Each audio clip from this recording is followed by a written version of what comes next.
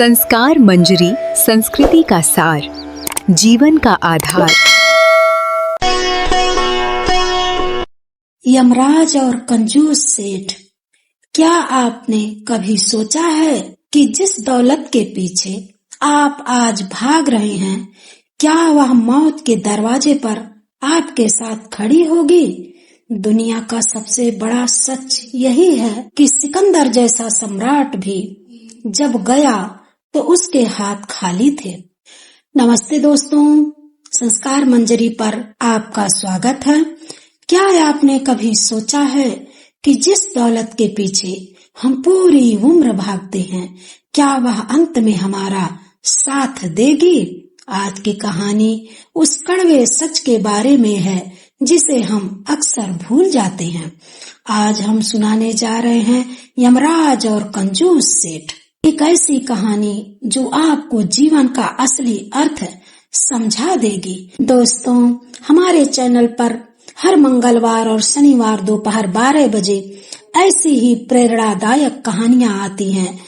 तो चलिए शुरू करते हैं आज की यह विशेष प्रस्तुति। रात का सन्नाटा गहरा था। गांव के कुत्ते रह रह कर रो रहे थे, जैसे किसी अनहोनी का संकेत दे रहे हों। सेठ करोड़ीमल अपनी हवेली के सबसे सुरक्षित कमरे में लेटे थे। उनकी कमर में बंधा चाबियों का भारी गुच्छा आज उन्हें कुछ बोझिल सा लग रहा था। अचानक उन्हें अपनी छाती पर एक असहनीय दबाव महसूस हुआ। वे उठना चाहते थे, पर उनका शरीर जैसे पत्थर का हो गया था। तभी कमरे के ठंडे अंधेरे से एक विशाल साया उभरा। वह साया इतना भव्य और शांत था कि उसे देखते ही सेठ के प्राण सूखने लगे। वह स्वयं यमराज थे। उनके चेहरे पर ना क्रोध था, ना दया, बस एक अटल सत्य की शांति थी। यमराज की गूंजती आवाज आई, करोड़ीमल, समय पूरा हुआ, चलने की तैयारी करो। सेठ के माथे पर पसीना आ गया। वे लड़खड़ाती आवाज में बोले, नहीं महाराज, अभी तो मेरी तीसरी हवेली अधूरी है। मेरे पास करोड़ों की संपत्ति है, हजारों मोहरे हैं, मैं अभी कैसे जा सकता हूँ? यमराज मंद मुस्कुराए और बोले, सेठ, काल की गति मोहरों से नहीं, कर्मों से चलती है। तुम्हारी सांसों का कोटा खत्म हो चुका है। सेठ को पहली बार एहसास हुआ कि उसकी ऊंची दीवारें और लोहे की तिजोरियां इस साये को नहीं रोक पाई। वह धन जिसे वे अपनी ताकत समझते थे, आज एक तिनके के बराबर भी काम नहीं आ रहा है। हवेली के उस बंद कमरे में अचानक बर्फीली हवा का एक झोंका महसूस हुआ, जिसने जलते हुए दियों को एक झटके में बुझा दिया। कमरे में पसरा घना अंधेरा किसी गहरी खाई जैसा डरावना लगने लगा। तभी दीवार के कोने से एक धुंधली सी आकृति उभरने लगी। वह आकृति देखते ही देखते इतनी विशाल हो गई कि कमरे की छत छोटी पड़ने लगी। सेठ करोड़ीमल ने अपनी फटी आंखों से देखा, सामने साक्षात यमराज खड़े थे। उनके शरीर से एक नीली और शीतल आभा निकल रही थी, जो डरावनी भी थी और अलौकिक भी। उनके हाथ में मौजूद काल दंड से रह रहकर एक अजीब सी गूंज सुनाई दे रही थी, जैसे समय की टिक टिक अब रुकने वाली हो। सेठ का गला सूख गया। वे चिल्लाना चाहते थे, अपने पहरेदारों को बुलाना चाहते थे, पर उनकी आवाज उनके हलक में ही फंसकर रह गई। यमराज की आंखों में झांकते ही उन्हें अपने पूरे जीवन के पाप और पुण्य एक पल में साफ दिखने लगे। वहां ना कोई शोर था, ना कोई बहस, बस एक भयानक शांति थी। यमराज का शांत चेहरा चीख चीख कर कह रहा था कि मौत के सामने संसार की हर ताकत, हर दौलत और हर रसूख बेईमानी है। यमराज को सामने देखकर सेठ करोड़ीमल का सारा अहंकार मिट्टी में मिल गया। जो सेठ कल तक पूरे गांव को अपनी उंगलियों पर नचाता था, आज वह एक असहाय बालक की तरह कांप रहा था। लेकिन लालच की आदत इतनी पुरानी थी कि मौत के सामने भी सेठ का दिमाग सौदेबाजी करने लगा। सेठ लड़खड़ाते हुए बिस्तर से नीचे गिरा और यमराज के चौड़ों के पास गिड़गिड़ाते हुए बोला, महाराज, आप जो चाहें ले लें। मेरी हवेली के नीचे 7 पुश्तों का सोना दबा है, वह सब आपका। मेरी तिजोरियों में बेशकीमती हीरे जवाहरात हैं, आप उन्हें ले जाइए। बस मुझे 1 साल की मोहलत दे दीजिए, मुझे अभी बहुत से हिसाब किताब बराबर करने हैं। यमराज की स्थिर आंखों में कोई हलचल नहीं हुई। उन्होंने शांत स्वर में कहा, करोड़ीमल, समय खरीदा नहीं जा सकता, यहाँ संसार का कोई सिक्का नहीं चलता। सेठ की हताशा अब पागलपन में बदलने लगी। वह चिल्लाकर बोला, आधी नहीं महाराज, आप मेरी पूरी जायदाद ले लीजिए। एक एक ईंट, एक एक मोहर सब आपकी। बस मुझे 1 महीना नहीं, बस 1 दिन दे दीजिए। क्या मेरी पूरी जिंदगी की कमाई मुझे 1 दिन का समय भी नहीं दिला सकती? यमराज ने करुणा भरी दृष्टि से उसकी ओर देखा और बोले, मूर्ख, जिस धन को तूने पूरी उम्र इकट्ठा किया वह यहाँ कूड़ा है। ब्रह्मांड का सारा सोना मिलकर भी काल के चक्र को 1 सेकंड के लिए नहीं रोक सकता। तूने धन तो बहुत जोड़ा, पर पुण्य का 1 कतरा भी नहीं कमाया। सेठ का सिर चकराने लगा। उसे पहली बार अपनी उन भारी तिजोरियों से नफरत होने लगी जो उसे 1 पल की सांस भी उधार नहीं दे पा रही थी। यमराज ने सेठ की तड़प देखकर अपना हाथ उठाया और कहा, करोड़ीमल, मैं तुम्हें अपने परिवार से आखिरी बात करने के लिए बस 5 मिनट देता हूँ। सेठ ने तुरंत कांपती आवाज में अपने 3 बेटों को पुकारा। 3 बेटे बदहवास होकर कमरे में आए। सेठ ने अपने बड़े बेटे का हाथ थाम लिया और भर्राई हुई आवाज में कहा, बेटा, यमराज मेरे सामने खड़े हैं, मेरा अंत निकट है, पर मेरी एक आखिरी इच्छा पूरी कर दो। बेटा ने हैरानी से पूछा, कैसी इच्छा पिताजी? सेठ बोला, परलोक में मुझे फटे हुए कपड़े सिलने की जरूरत पड़ सकती है। एक तुम मेरे कफन में एक छोटी सी सुई रख सकते हो, बस 1 सुई मेरे साथ भेज दो।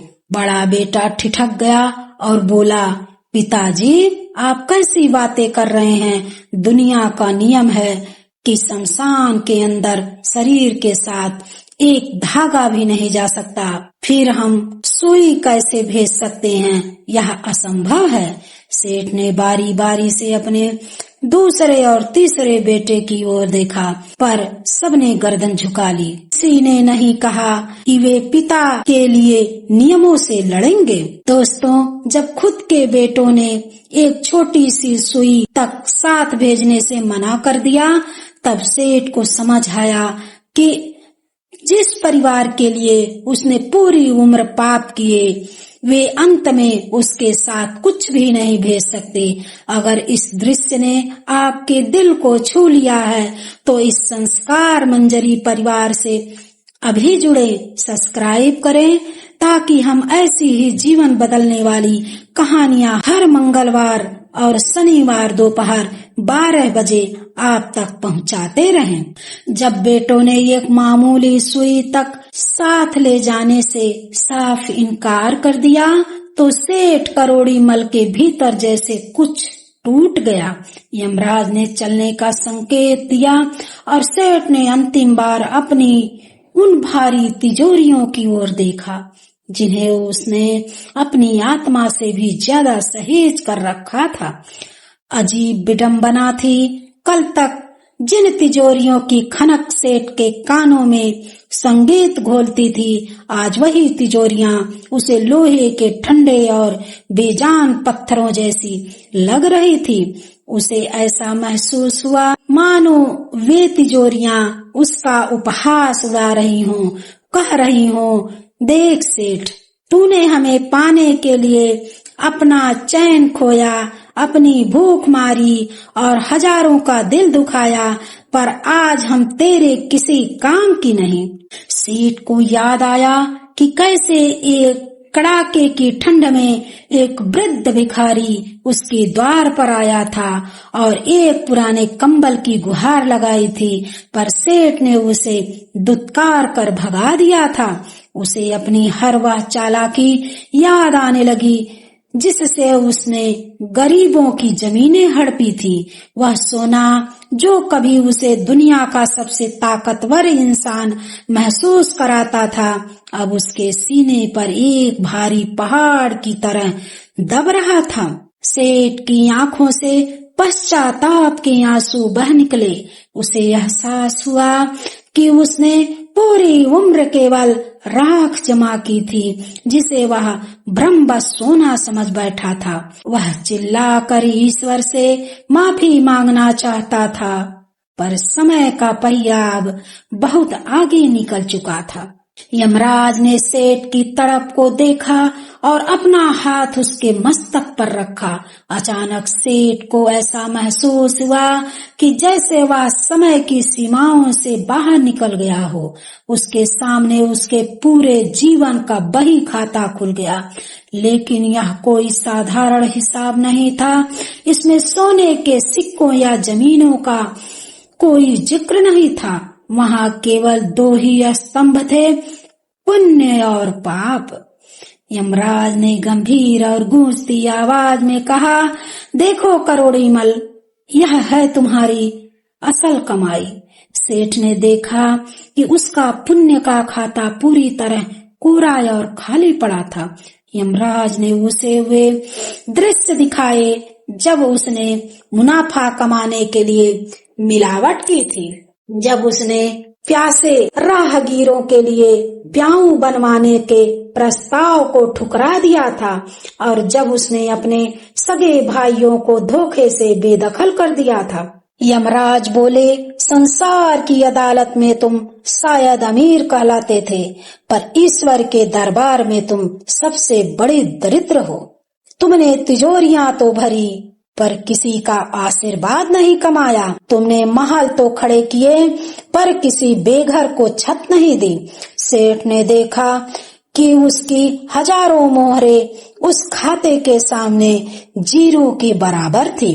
उसे समझ आ गया कि मौत के बाद केवल वही धन साथ चलता है जिसे इंसान ने जीते जी दूसरों की भलाई में खर्च किया हो। पश्चाताप की आग में जलते हुए सेठ का सिर यमराज के सामने झुक गया, क्योंकि उसके पास अपने बचाव में कहने के लिए एक शब्द भी नहीं था। यमराज ने अपने काल का पास बढ़ाया और सेठ करोड़ीमल की आत्मा को उसके नश्वर शरीर से अलग कर दिया। सेठ की आत्मा अब कमरे की छत के पास हवा में तैर रही थी।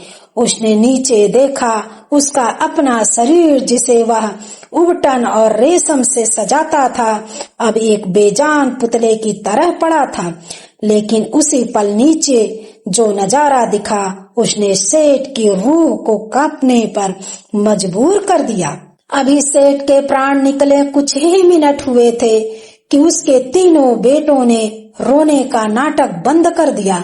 बड़ा बेटा बिस्तर की ओर झपटा और चिल्लाया, चाबियों का गुच्छा कहाँ है? पिताजी की कमर में नहीं दिख रहा। दूसरा बेटा अलमारी की दराजें खंगालने लगा और चीखा, तिजोरी की दूसरी चाबी मेरे पास होनी चाहिए। पिताजी ने मुझसे वादा किया था। उनके चेहरों पर पिता के जाने का शोक लेश मात्र भी नहीं था। वहाँ केवल धन के लिए एक आदमखोर लालच था। वे यमराज की आंखों के सामने ही उस संपत्ति के लिए एक दूसरे का गला पकड़ने को तैयार थे, जिसे बटोरने में सेठ ने अपना पूरा धर्म बेच दिया था। सेठ की आत्मा यह सब देख रही थी और उसका मन घृणा से भर गया। वह चिल्लाना चाहता था कि रुक जाओ, यह धन तुम्हें भी बर्बाद कर देगा, पर अब उसकी आवाज किसी को सुनाई नहीं दे रही थी। यमराज ने मंद मुस्कान के साथ कहा, देख लिया करोड़ी मल, जिसके लिए तूने जीवन भर पाप किए, वे तेरी चिता की आग ठंडी होने का इंतजार भी नहीं कर सकते। तू यहाँ से खाली हाथ जा रहा है। सेठ करोड़ी मल की यह कहानी हमें जीवन का वह शाश्वत सत्य सिखाती है, जिसे हम अक्सर अपनी सुख सुविधाओं की चकाचौंध में भूल जाते हैं। हम पूरी उम्र ऊंची दीवारें खड़ी करने और तिजोरियां भरने में लगा देते हैं, पर यह भूल जाते हैं कि जब इस जीवन का अंतिम सफर शुरू होगा तो साथ में एक मामूली सुई भी नहीं जाएगी। याद रखिएगा दोस्तों, असली दौलत वह नहीं जो हम अपने बैंक खातों में छोड़ जाते हैं, बल्कि असली दौलत वह पुण्य और दुआएं हैं जो हम दूसरों की मदद करके अपने साथ ले जाते हैं। वह धन को किसी जरूरतमंद के काम ना आए, वह केवल मिट्टी के सामान है। उम्मीद है इस कहानी ने आपके जीवन में एक नई सोच को जन्म दिया होगा। हमारी अगली कहानी मंगलवार को ठीक दोपहर 12 बजे इस चैनल पर आएगी। नोटिफिकेशन बेल को जरूर दबा दें ताकि वह कथा आपसे छूट ना जाए। संस्कार मंजरी से जुड़े रहने के लिए धन्यवाद।